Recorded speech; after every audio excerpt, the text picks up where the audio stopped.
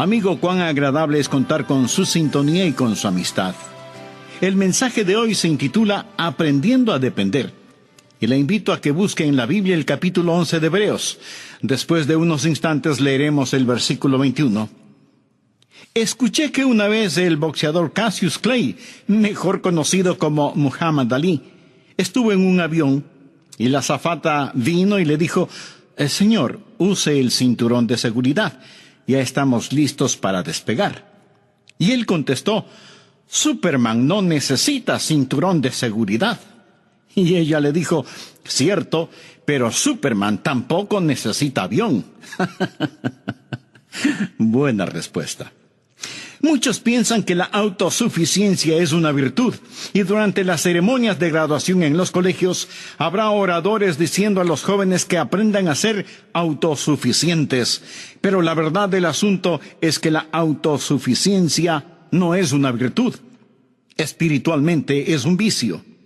Ahora leamos Hebreos 11:21. Por fe Jacob, al morir, bendijo a cada uno de los hijos de José y adoró apoyado sobre el extremo de su bordón. Por favor, subraye la última frase: adoró apoyado sobre el extremo de su bordón. Recuerde que Jacob fue un hombre dado a la intriga, la confabulación, siempre tratando de manipular las cosas para que trabajen solo para su beneficio. Pero Dios está trabajando en Jacob para que sea el hombre que Dios quiere que sea. Y Dios está trabajando en esta forma en mí y en usted. Y no dejará de hacerlo hasta que total y completamente dependamos de Él, no en nosotros mismos. Muchos de nosotros somos como un viejo vaquero que solía decir: yo no soy lo que era antes, no soy lo que debo ser, pero doy gracias a Dios por lo que voy a hacer. Y nosotros vamos a hacer algo en el Señor Jesucristo, porque Filipenses 1:6 dice: estando persuadido de esto, que el que comenzó en vosotros la buena obra, la perfeccionará hasta el día de Jesucristo. Jacob había engañado a su padre para obtener los derechos de la primogenitura que Dios ya le había otorgado. Pero él no pudo confiar en Dios y en sus promesas, y engañó también a su hermano Esaú cuando no tenía ninguna necesidad de hacerlo. Y Esaú cambió su primogenitura por un plato de lentejas o de frijoles o de habichuelas o como usted quiera llamarlo. Recuerde esa historia. Si no la recuerda, será bueno que la vuelva a leer en la Biblia. Pero Jacob tiene que huir porque Esaú está lleno de iras contra él. Esaú, el hermano gemelo de Jacob, y que fue el primero en nacer, quiere matar a Jacob. Y Jacob, con el rabo entre las piernas, como se dice vulgarmente, huye de su hermano y se va hacia el desierto. Y acostado en tierra, teniendo una roca como almohada, tiene una visión de una escalera que descendía del cielo. Y tuvo una experiencia con Dios, y Dios le habló. Y muchas cosas increíbles y maravillosas le pasaron. Y por 20 años, él estuvo aprendiendo en la dura escuela de la vida. Y ahora quiere hacer las paces con su hermano Esaú, porque entiende que no puede estar bien con Dios hasta que no esté bien con su hermano, a quien había engañado y contra quien había conspirado. Tiene que estar en paz con él. Además, le informaron que su hermano venía buscándolo. Esa es la situación de Jacob. Y Dios va a usar todos estos acontecimientos para hacer que Jacob crezca y deje de depender en él mismo. Estoy seguro que alguien preguntará: pastor, pero ¿qué tiene que ver eso conmigo? Mucho. Y lo que tiene que ver con usted es increíble. Por eso le pido que me escuche atentamente. Deseo que deje de lado su autosuficiencia y dependa en Dios, porque las tres cosas que le sucedieron a Jacob hace ya tanto tiempo van a tener correspondencia en su vida y en la mía. La misma preparación de este mensaje ha sido un desafío para mi propio corazón. Vayamos al libro de Génesis, capítulo 32, en donde está registrada esta parte de la historia de Jacob. Aquí hay cosas muy interesantes. Por ejemplo, ¿por qué Dios dice que Jacob adoró apoyado sobre el extremo de su bordón? ¿Por qué Dios puso esta frase aquí? Vamos a ver 3 principios y espero que usted esté listo para aprenderlos. Primero, Dios le protegerá, pero no le mimará. Leamos Génesis 32, versículos 1 y 2. Jacob siguió su camino y le salieron al encuentro ángeles de Dios. Y dijo Jacob cuando los vio: campamento de Dios es este, o sea, el ejército de Dios. Y llamó el nombre de aquel lugar Mahanaim. Jacob está huyendo y de pronto ve a algunos ángeles. Se da cuenta que por 20 años en el desierto y en otros lugares ha tenido una escolta de ángeles. Los ángeles de Dios habían acampado alrededor de él para protegerle. Ahora recuerde que Jacob no está totalmente bien con Dios, pero los ángeles le protegían. Jacob era falto de madurez, estaba fuera del compañerismo con Dios y sin embargo Dios le protegía. Y quiero decir a quienes me están escuchando este momento que deben agradecer a Dios por los ángeles que acampan alrededor suyo, protegiéndolo aunque usted no se lo merezca. Yo sé con certeza que los ángeles de Dios me han protegido durante toda mi vida. Me faltaría el tiempo para contarles cómo vez tras vez Dios literalmente por medio de sus ángeles me han protegido y me han liberado. La Biblia enseña que los ángeles son espíritus ministradores. Así que aquí tenemos a un hombre completamente fuera de la comunión con Dios y aún así Dios le protege y le guarda y finalmente permite que vea a esos ángeles. Ahora ponga atención a lo siguiente. Aunque Dios le estaba protegiendo, no le estaba mimando ni consintiendo. Dios permitió que Jacob experimentara necesidades, escasez y dificultades. Lo que sucedió fue lo siguiente. Esaú venía, y seguramente venía buscando venganza, y viene con un ejército de 400 hombres fuertes. ¿Pudo Dios haber evitado que Esaú venga contra Jacob? Escúcheme, Dios lo planificó todo. Dios le va a traer problemas a Jacob. Jacob tuvo un suegro llamado Labán, y Labán quería saber cómo tratar con Jacob. Anote al margen Génesis 31:24.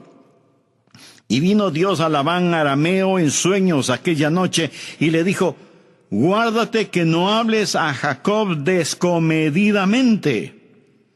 Y esa frase significa: no le hagas daño, pero tampoco le ayudes. Sencillamente déjalo ir. Verá, este es el punto. Dios permitirá que usted haga las cosas como usted quiere, hasta cuando llegue a un callejón sin salida. Aquí está un hombre fuera de la comunión con Dios, un hombre en peligro, pero protegido por los ángeles de Dios. Pero Dios no lo mima. Dios no evita que experimente dificultades. Y ahora Jacob sabe que Esaú está viniendo con 400 hombres armados, y Jacob está en el desierto. Y la mente de Jacob comienza a trabajar, a planificar, a conspirar. Podemos ver su autosuficiencia. Leemos en Génesis 32, versículos del 3 al 5. Y envió Jacob mensajeros delante de sí a Esaú, su hermano, a la tierra de Seir, campo de Edom. Y les mandó diciendo: así diréis a mi señor Esaú. ¿Se imagina a Jacob llamando Señor a Esaú? Así dice tu siervo Jacob: con Labán he morado y me he detenido hasta ahora. Y tengo vacas, asnos, ovejas, siervos y siervas, y envío a decirlo a mi señor para hallar gracia en tus ojos. Puede notar el adulo en sus palabras. Se imagina llamándole Señor al hermano del cual se burló y contra el cual conspiró, y al que ahora está tácitamente implorando misericordia. No es sorpresa que Jacob actúe de esa manera. Sabe que su hermano viene contra él con 400 hombres armados. Pero notemos algo más que él hace. Veamos cómo trabaja su mente. Veamos su autosuficiencia. Y los mensajeros volvieron a Jacob diciendo: vinimos a tu hermano Esaú, y él también viene a recibirte, y 400 hombres con él. Entonces Jacob tuvo gran temor, y se angustió, y distribuyó el pueblo que tenía consigo, y las ovejas, y las vacas, y los camellos, en 2 campamentos, y dijo: si viene Esaú contra un campamento y lo ataca, el otro campamento escapará. ¿Lo ve? Jacob trata de evitar una pérdida total. Hace una división y dice: si Esaú ataca a un grupo, el otro grupo podrá escapar. Su mente está trabajando. Primero el adulo, luego la estrategia. Y después de todo esto, comienza a orar. Génesis 32, del 9 al 12. Y dijo Jacob: Dios de mi padre Abraham y Dios de mi padre Isaac, Jehová, que me dijiste: vuélvete a tu tierra y a tu parentela, y yo te haré bien. Menor soy que todas las misericordias y que toda la verdad que has usado para con tu siervo, pues con mi cayado pasé este Jordán, y ahora estoy sobre 2 campamentos. Líbrame ahora de la mano de mi hermano, de la mano de Esaú, porque le temo. No venga acaso y me hiera la madre con los hijos. Y tú has dicho: yo te haré bien, y tu descendencia será como la arena del mar, que no se puede contar por la multitud. Ahora Jacob está citando las promesas de Dios, quien le había dicho que le bendeciría y le protegería. Pero Jacob está diciendo: oh Dios, cuídame, estoy en problemas. Ahora, no es malo que Jacob orara, pero el orar no fue su primer pensamiento, más bien oró como último recurso. Primero empezó adulando a Esaú. Segundo, dividió sus rebaños, sus manadas y su gente. Y en tercer lugar, se vuelve al Señor. Sigamos leyendo en Génesis 32, los versículos del 13 al 16. Y durmió allí aquella noche, y tomó de lo que le vino a la mano un presente para su hermano Esaú: 200 cabras y 20 machos cabríos, 200 ovejas y 20 carneros, 30 camellas paridas con sus crías, 40 vacas y 10 novillos, 20 asnas y 10 borricos. Y lo entregó a sus siervos, cada manada de por sí. Y dijo a sus siervos: pasad delante de mí, y poned espacio entre manada y manada. En resumen, lo que él hizo fue tomar 580 valiosos animales y dividirlos en lotes de 5, y decir a sus siervos: ahora vayan. Y cuando Esaú venga con sus 400 hombres, recuerde que Jacob tiene grupos por aquí y grupos por allá. Usa el adulo al decir: mi señor Esaú, sé misericordioso. Y comienza a enviar esos regalos espaciados en grupos de 5, para que en la medida en que Esaú se iba aproximando, vaya encontrando esos grupos de animales como regalo. Puede ver la mentalidad de Jacob. Este es un hombre listo. Sabe cómo manipular las cosas, sabe cómo hacer que las cosas sucedan. Lo que trata de hacer ahora es aplacar la ira de su hermano. Jacob está diciendo: Señor Dios, yo confío en ti, pero... Amigo, ¿alguna vez usted ha dicho lo mismo? Señor, confío en ti, pero no por completo. De todas maneras, ayúdame, porque tú sabes que tuve que manipular este asunto. En Génesis 32, 20, Jacob les ordena a sus siervos: y diréis también: he aquí tu siervo Jacob viene tras nosotros. Porque dijo: apaciguaré su ira con el presente, y después veré su rostro. Quizá le seré acepto. Apaciguamiento, estrategia, adulación. Su mente está trabajando en todas estas cosas, y Dios deja que Jacob se consuma en sus propios temores. ¿Entendió el primer punto? Dios quiere que usted crezca. Dios quiere liberarlo de su autosuficiencia. Así que Dios le protegerá, pero no le mimará. No lo hará. Pero Dios le ama demasiado como para simplemente dejarlo ir. Gracias a Dios que Él me protege, pero no me mima. Si usted va a aprender a depender de Dios, debe aprender que en segundo lugar, Dios le herirá, pero no le perjudicará. Usted pregunta, ¿que Dios me herirá? Es mejor que crea que así será. Dios le herirá, le provocará dolor, pero no le perjudicará. Jacob hizo todo lo que hizo y al final lo encontramos solo. Génesis 32:24 dice, así se quedó Jacob solo y luchó con él un varón hasta que rayaba el alba. Ahora Dios preparó todo para que Jacob se quedara solo. Carnalmente nadie quiere estar solo o sola. Tenemos una generación de gentes que no pueden soportar la soledad, el estar solas con Dios. Esa es la razón por la que la gente al entrar a su casa o a la habitación de un hotel automáticamente encienden la televisión o escuchan la radio. Siempre quieren estar con alguien. No queremos estar a solas con Dios porque no podemos mirar a Dios ni a nosotros mismos cara a cara. Todos nosotros necesitamos momentos de quietud, de estar a solas para realmente pensar y reflexionar. Pienso que si David hubiera tenido un pequeño radio de transistores, no tendríamos el Salmo 23. Necesitamos estar a solas. Cuando Jacob estuvo solo, tuvo una confrontación con Dios mismo. Veamos el versículo 24 nuevamente. Así se quedó Jacob solo y luchó con él un varón hasta que rayaba el alba. Después de todos los planes y manipulación, Jacob ahora se encuentra solo en la oscuridad. De pronto alguien salta sobre él y tiene que luchar. ¿Quién era este extraño? Era Cristo, preencarnado.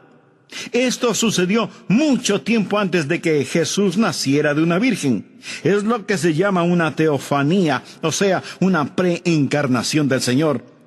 Algunos piensan que Jacob luchó con un ángel, pero ese no es el punto. El ángel comienza la lucha con Jacob. Dios está tratando de hacer algo con él. Dios quiere liberar a Jacob de su autosuficiencia. Así que el Señor se traba en lucha física con él. Y lucharon toda la noche de un lado para el otro. Un hombre mortal en lucha con el Dios Todopoderoso. Y cuando ya iba a amanecer, el ángel hizo algo muy significativo. Leamos Génesis 32:25.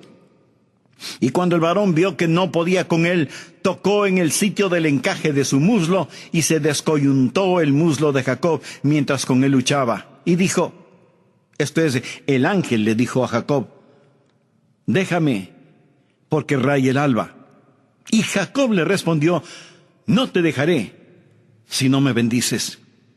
El ángel y Jacob luchan de un lado para el otro. Unas veces prevalecía el uno, otras veces prevalecía el otro. Amigo, ¿no cree que el ángel pudo haber vencido a Jacob en cualquier momento?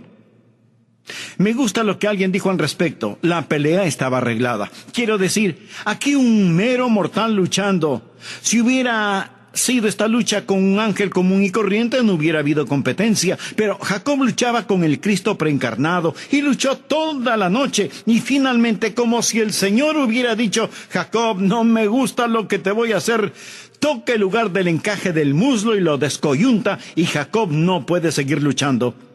¿Alguna vez ha visto a los luchadores en acción? Mi hijo mayor fue un luchador. Tengo 2 nietos que son luchadores. ¿Sabe cuál es el muslo más importante para un luchador? El músculo más importante. El del muslo. Sus piernas. Ahí es donde tiene su fortaleza. Si usted le inutiliza la pierna, no puede luchar. Así que el ángel del Señor descoyunta el muslo de Jacob y ya no puede luchar. Y el ángel le dice, déjame ir. Y Jacob responde, no te dejaré ir si no me bendices. Ahora, si este ángel era el Señor, ¿por qué le dijo, déjame ir? Porque el Señor no quería que lo dejara ir. Y usted dirá, pero eso no tiene ningún sentido. Mi amigo, sí tiene sentido. Cuando estudie la Biblia, descubrirá que muchas veces Dios actúa como si quisiera alejarse de nosotros cuando desea que lo persigamos a Él con todo nuestro corazón. Voy a detenerme en este punto a propósito para que medite sincera y profundamente en las verdades bíblicas que hasta este momento he compartido con usted. Pero antes de finalizar, deseo hacerle una pregunta muy importante. ¿Es usted autosuficiente y se enorgullece de serlo? Usa cualquier tipo de manipulación para obtener no lo que necesita, sino lo que desea. Si es así, mi querido amigo, es tiempo de que usted arregle ahora mismo las cuentas con Dios. En la época actual en la cual vivimos, muchos piensan que la autosuficiencia es una virtud. Estoy seguro que en las ceremonias de graduación en colegios y universidades, muchos oradores dirán a los jóvenes que si quieren triunfar en la vida, deben ser autosuficientes. Pero la verdad del asunto es que la autosuficiencia no es una virtud, y si la vemos desde el punto de vista espiritual, más bien es un vicio. Desde el programa anterior estamos estudiando la vida de Jacob en el Antiguo Testamento. Pero de él se dice algo muy interesante en el Nuevo Testamento, en el libro de Hebreos 11:21. Por fe Jacob al morir bendijo a cada uno de los hijos de José y adoró apoyado sobre el extremo de su bordón. Si no le importa subrayar su Biblia, por favor, subraye esa frase, adoró apoyado sobre el extremo de su bordón, ya que tiene un significado muy especial. Ahora recuerde que Jacob fue un hombre dado a la intriga, a la confabulación, siempre tratando de manipular a las personas y las circunstancias para que trabajen solo para su beneficio. Pero como lo hemos visto, Dios está trabajando en Jacob para que sea el hombre que Dios quiere que sea. Amigo, Dios también está trabajando en usted y en mí, y no dejará de hacerlo hasta que total y completamente dependamos de Él. Y nosotros vamos a hacer algo en el Señor Jesucristo. Por favor, busque Filipenses 1:6.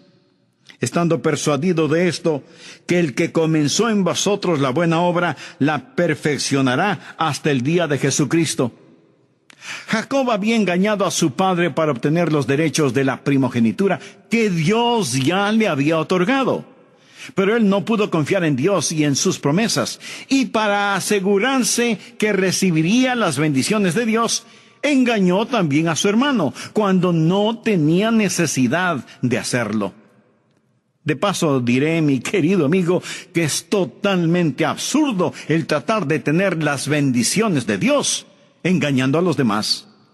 Pero eso es precisamente lo que hizo Jacob, y Esaú cambió su primogenitura por un plato de lentejas, o de frijoles, o de habichuelas, o como usted quiera llamarlo. Recuerde esa historia. Si no la recuerda, será bueno que la vuelva a leer en la Biblia. Y alguien me preguntará, pero pastor, ¿qué tiene que ver eso conmigo? Mi amigo, lo que tiene que ver con usted es increíble, pero tiene que dejar de lado su autosuficiencia y depender en Dios. Porque las tres cosas que le sucedieron a Jacob hace ya tanto tiempo van a tener consecuencias en su vida y la mía. En Génesis capítulo 32 está registrada esta parte de la historia de Jacob. Por ejemplo, ¿por qué Dios dice que Jacob adoró apoyado sobre el extremo de su bordón? Al respecto, veamos tres principios. Primero, Dios le protegerá, pero no le mimará. Génesis 32, los versículos 1 y 2. Jacob siguió su camino, y le salieron al encuentro ángeles de Dios. Y dijo Jacob cuando los vio, «Campamento de Dios es este». Y llamó el nombre de aquel lugar Mahanaim. Jacob está huyendo, y de pronto ve algunos ángeles. Se da cuenta que por 20 años en el desierto y en otros lugares ha tenido una escolta de ángeles. Los ángeles de Dios habían acampado a su alrededor para protegerle. Ahora recuerde que Jacob no está totalmente bien con Dios, pero de todas maneras los ángeles le protegían. Jacob era falto de madurez, estaba fuera del compañerismo con Dios, y sin embargo Dios le protegía. Pero escúcheme con atención. Aunque Dios le estaba protegiendo, no lo estaba mimando ni consintiendo. Dios permitió que Jacob experimentara necesidades, escasez y dificultades. En segundo lugar, Dios le herirá, pero no le perjudicará. No faltará quien pregunte, pero pastor, ¿está seguro que Dios me herirá? Es mejor que crea que así será. Dios le herirá, le provocará dolor, pero no le perjudicará. Jacob hizo todo lo que hizo y al final lo encontramos solo. Y cuando estuvo solo, tuvo una confrontación con Dios. Veamos Génesis 32:24. Así se quedó solo Jacob, y luchó con él un varón hasta que rayaba el alba. Después de todos los planes y manipulación, Jacob ahora se encuentra solo en la oscuridad. De pronto, alguien salta sobre él y tiene que luchar. ¿Quién era ese extraño? Era Cristo preencarnado. Esto sucedió mucho tiempo antes que Jesús naciera de una virgen. Es lo que se llama una teofanía, o sea, una preencarnación del Señor. El ángel comenzó la lucha con Jacob. Dios está tratando de hacer algo con él. Dios quiere liberar a Jacob de su autosuficiencia. Así que el Señor se traba en lucha física con él. Un hombre mortal en lucha física con el Dios Todopoderoso. Ahora cambiemos de escenario. Recuerda la historia de los 2 discípulos que iban hacia Emaús después de la resurrección. Y Jesús se les apareció en su cuerpo resucitado y caminó con ellos. Y sus corazones ardían en sus pechos. En Lucas 24, versículos 28 y 29 leemos: Llegaron a la aldea donde iban, y él, o sea Jesús, hizo como que iban más lejos. Mas ellos le obligaron a quedarse diciendo: Quédate con nosotros porque se hace tarde. Entró, pues, a quedarse con ellos. Recuerda la mujer sirofenicia que tenía una hija poseída por el demonio. Esta madre vino a Jesús y le rogaba que echase fuera de su hija el demonio. Y Jesús le dijo algo al parecer extraño. No está bien tomar el pan de los hijos y echarlo a los perrillos. Respondió ella y dijo: Sí, Señor. Pero aún los perrillos debajo de la mesa comen de las migajas de los hijos. Y Jesús alabó la gran fe de esa mujer e hizo exactamente lo que ella le había solicitado. Al leer la Biblia, encontrará que Dios algunas veces actúa como si quisiera que usted lo deje solo, pero en realidad Él quiere que usted lo persiga con todo su corazón. Volvamos a la historia de Jacob. El ángel le dijo a Jacob: Déjame, porque raya el alba. Jacob ha llegado al final del túnel. Ya no sirve su arma secreta. ¿Y cuál era su arma secreta? Bien, escuche el razonamiento de Jacob. Si mi adulo no da resultado con Esaú, y él mata a toda mi gente, aunque la tenga dividida en 2 campamentos, y si los regalos que le he enviado no le convencen, y finalmente viene, por lo menos podría haber corrido, pero ahora no puedo ni siquiera correr. Así que no tengo ninguna otra esperanza sino tú.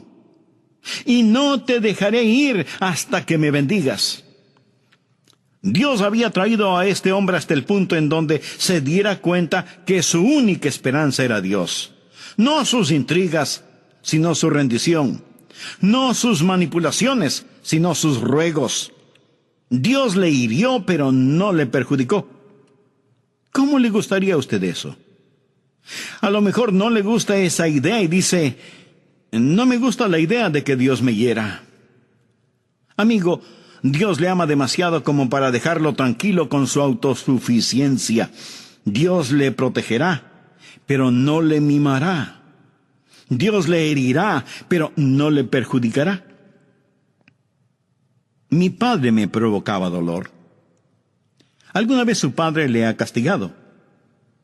Mi padre solía aplicar la tabla de la educación sobre el asiento del conocimiento, pero no me perjudicaba. Una vez un cirujano tomó un escalpelo y me cortó. ¿Se puede imaginar eso? Quiero decir, en verdad abrió una parte de mi cuerpo. Él me provocó tremendo dolor, pero no me perjudicó. Más bien, me ayudó al eliminar de mi vesícula una verdadera colección de piedritas. Escúcheme. Lo que estoy tratando de decir es lo siguiente: Dios le protegerá. Nunca dejará de tener sus ojos sobre usted, pero Él no le mimará, no le consentirá. Por el contrario, Dios le disciplinará. Leemos en Proverbios 3:12, porque Jehová al que ama castiga. Y Hebreos 12:11 dice, es verdad que ninguna disciplina al presente parece ser causa de gozo, sino de tristeza. Pero después da fruto apacible de justicia a los que en ella han sido ejercitados. En tercer lugar, Dios le quebrantará, porque desea bendecirle. ¿Cuál fue el propósito de la lucha de Jacob con el ángel? Bien, leamos Génesis 32:27. Y el varón le dijo, el ángel le habla a Jacob, ¿cuál es tu nombre? Quien respondió, Jacob. ¿Sabía usted que el nombre Jacob significa suplantador, engañador? En lenguaje moderno significa un artista del engaño. En diferentes ocasiones, cuando he mencionado este tema, algunas personas me han dicho, pastor, no debería decir eso. Nuestro hijo se llama Jacob. Permítame decirle que el nombre de Jacob ha sido transformado. Si usted se llama Jacob o Jacobo, es un nombre honorable porque vamos a ver lo que Dios hizo. Génesis 32:28. Y el varón, o sea, el ángel, le dijo, no se dirá más tu nombre Jacob, sino Israel, porque has luchado con Dios y los hombres y has vencido. El nombre Israel significa príncipe. Por lo tanto, el ángel le dice, antes tu nombre significaba artista del engaño, pero ahora tu nombre significa príncipe, porque has luchado con Dios y los hombres y has vencido. Entonces Jacob le preguntó y dijo, declárame ahora tu nombre. Y el varón respondió, ¿por qué me preguntas por mi nombre? Y lo bendijo allí. Y llamó Jacob el nombre de aquel lugar Peniel, porque dijo, vi a Dios cara a cara. Ahora ya sabemos con quién luchó Jacob. Y fue librada mi alma. Y cuando había pasado Peniel, le salió el sol, y cojeaba de su cadera. Jacob tuvo su encuentro con Dios. El sol comienza a levantarse, pero ahora Jacob cojeaba de su cadera. ¿Qué significa esto? Dios le quebrantó porque quiso bendecirle. Y ya no se llamará Jacob sino Israel. Ahora es un príncipe. ¿Cree usted que Dios no sabía su nombre cuando le preguntó, ¿cuál es tu nombre? Claro que Dios lo sabía, pero quería que Jacob lo admitiera. ¿Cuál es tu nombre? Mi nombre es suplantador, manipulador, artista del engaño. Bien, Jacob. Me alegro escuchar que lo admites. ¿Sabía que Dios le va a preguntar a usted lo mismo un día? Dios planificará todo para que uno de estos días, y para usted bien pudiera ser este día, se encuentre en el lugar en donde Él le va a preguntar, ¿cuál es tu nombre? Y usted tendrá que responder, mi nombre es ocioso, o incrédulo, o lujurioso, o mentiroso, o egoísta, etc. ¿Cuál es el punto en todo esto? Por decirlo así, Jacob tuvo que ser lisiado para ser coronado, tuvo que ser quebrantado para ser bendecido. Y deja de tener un nombre vergonzoso y ahora está en el salón de la fama. El resto de su vida tuvo que caminar apoyado en un bordón, y cuando le llegó el momento de morir, Hebreos 11:21 dice, y adoró apoyado sobre el extremo de su bordón, aprendiendo a depender, a confiar en Jesús. ¿Lo ve? Él tuvo que ser quebrantado para ser bendecido. Y con usted es lo mismo. Dios quiere quebrantarle para poder bendecirle. Sabía que a Dios le gustan las cosas rotas. Los hombres votan las cosas rotas, pero Dios en realidad nunca usa ninguna cosa que no esté rota, esto es, quebrantada. En uno de sus salmos David dijo, al corazón contrito y humillado no despreciarás tú, oh Dios. Muchos creyentes no son usados por Dios simplemente porque nunca se han quebrantado. Y uno de estos días, si Dios le quebranta y usted es como pan partido y vino derramado, Dios podrá usarle. Dios tomó el refrigerio de un pequeño muchacho, lo partió y alimentó a multitudes. María rompió un frasco de alabastro para derramar su perfume sobre el Señor Jesucristo como prueba de su amor. El profeta Jeremías dijo: «Harad campo para vosotros y no sembréis entre espinos». Usted nunca tendrá la cosecha que debería hasta que no hunda bien el arado y desmenuce la tierra. Aún el Señor Jesucristo, al celebrar la Pascua con sus discípulos, tomó el pan y lo partió y dio a sus discípulos y dijo: «Tomad, comed, esto es mi cuerpo que por vosotros es partido». Algunos de ustedes me dirán: «El pastor Rogers, yo no quiero ser quebrantado». Bueno, en un sentido no lo será si es que se quebranta usted mismo. La Biblia dice: «Si pues nos examinásemos a nosotros mismos, no seríamos juzgados». Eso quiere decir que si nos acercamos al Señor con absoluta humildad y quebrantados, dejando de lado nuestra autosuficiencia, nuestras manipulaciones, nuestras intrigas, y dejamos de para empezar a confiar en Dios y su palabra, entonces Dios actuará y nos usará en una forma que nunca pudo hacerlo antes. Retornemos a nuestro texto en Hebreos 11:21. Por fe Jacob, al morir, bendijo a cada uno de los hijos de José y adoró apoyado sobre el extremo de su bordón. Jacob es un hombre viejo y está muriendo, pero se apoya en su bordón. La mayor parte de su vida estuvo cojeando. La mayor parte de su vida tuvo que usar un bordón. Y aun cuando estuvo muriendo, adoró a Dios apoyado en su bordón. Aún inválido, él fue más fuerte apoyado en su bordón que lo que hubiera sido parado en sus dos pies. Para concluir, quiero decirle algunas cositas para que las aplique a su corazón. Primero, quiero decirle que un fracaso no necesita ser terminal. Jacob fue un fracaso, pero Dios lo tomó y lo utilizó. Y si usted ha sido como Jacob, huyendo de Dios, autosuficiente, manipulador, engañador, hay esperanza para usted. Segundo, si usted es sabio y entendido, evite una lucha en la cual lleva las de perder y ríndase ahora mismo. Si se examina a usted mismo, no será juzgado por los demás. Tercero, si hay sufrimiento en su vida, deje que eso le enseñe a depender en el Señor Jesucristo. Aprenda a apoyarse en Él. Cuarto, cuando todo se haya hecho y dicho, es su adoración por fe lo que realmente importa. ¿Cómo Dios resumió la vida de Jacob? Con tantos episodios y experiencias en la vida de este hombre, Dios lo resume todo en esa expresiva frase: cuando murió, él adoró apoyado en el extremo de su bordón. Jacob tenía 147 años cuando murió. Estaba débil y cansado, pero él pasó sus últimos momentos adorando a Dios. ¡Qué hermosa manera de morir!